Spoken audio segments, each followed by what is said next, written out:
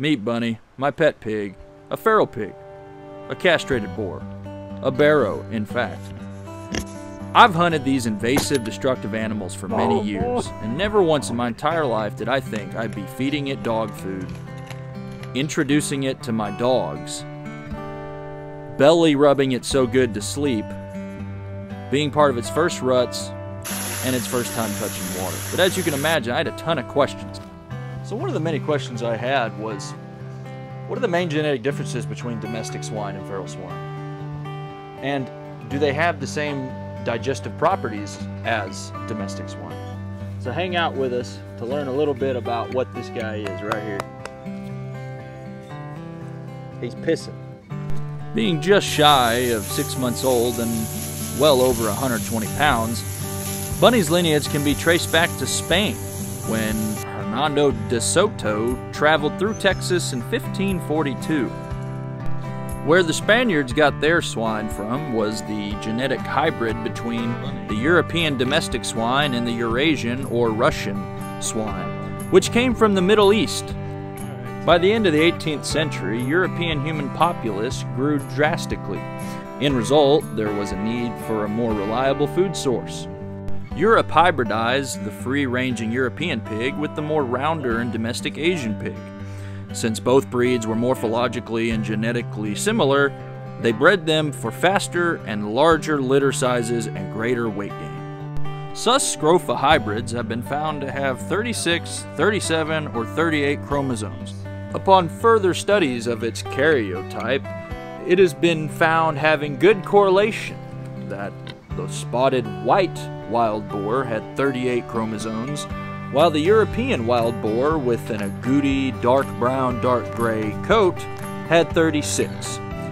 The typical pig of this region having a black coat had been found having 37 chromosomes.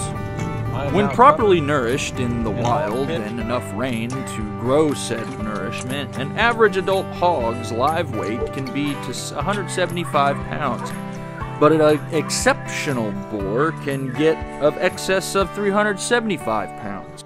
A distinguished secondary sexual characteristic in male feral hogs is a continuously growing canine, a larger head, and a heavy 3 centimeter thick keratinous shield covering the entire forward shoulder region. Said shield has been known to stop and reflect bullets. As I have seen hunting these animals, their eyesight is about as useful as hip pockets on a hog. Having 1,113 functional olfactory receptors, their nose and the nerves inside make up 7% of their entire brain size. Compare that number to our human brains, where our olfactory receptors make up 1% of the brain. These animals, for 9,000 years, have been going snout first into the world, sensing everything with their nose. If given the space, these opportunistic omnivores are very clean animals. They are very intelligent, much like a dog, and they desire companions. These are very social animals. As you can see beneath me here, they're very destructive animals. They can run in sounders anywhere between 6 and 10. They have been seen as many as 90 in one single group. These animals are monogastric, meaning they have one stomach. And because of this, like us humans, he needs an essential amino acids and vitamins every day. In his 8,000 calorie diet, when feral and full grown, he'll find this through many acorns, legumes, and animal matter. Now if you notice, he's eating dog food. It's because of this and the information that I quickly found on Google that I decided to figure out and do research if there's any genetic differences, or especially how their digestive process works. Does a feral hog intake nutrients differently, or expose of nutrients in their body different than that of a domestic pig? No. Come to find out in my research, there are virtually no differences, though there are some.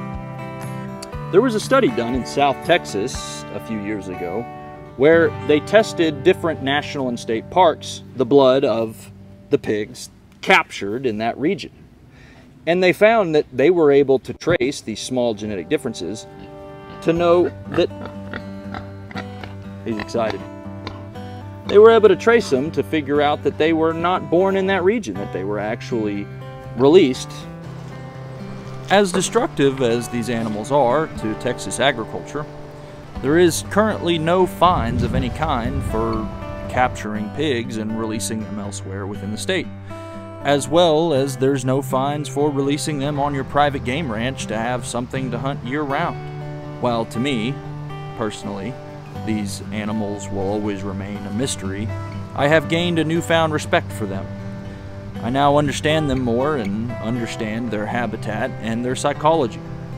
Bunny is my pet, and I will not anthropomorphize him. He is a sweet and gentle animal that really loves being happy. With that being said, when I see these animals in the wild, I'll still kill them and eat them, and Bunny may very well be eaten one day too, but as of right now, he's simply my pet.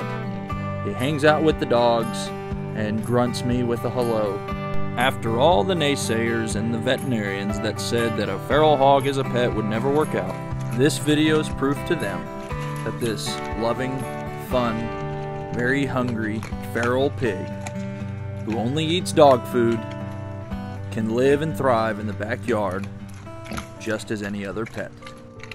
And I must say, when the inevitable comes and Bunny's clock runs out, I'm gonna miss his short little grunts that greet me every day. I will be forever grateful that I had a chance to get to know this feral pig that was snatched up from his den, Bunny.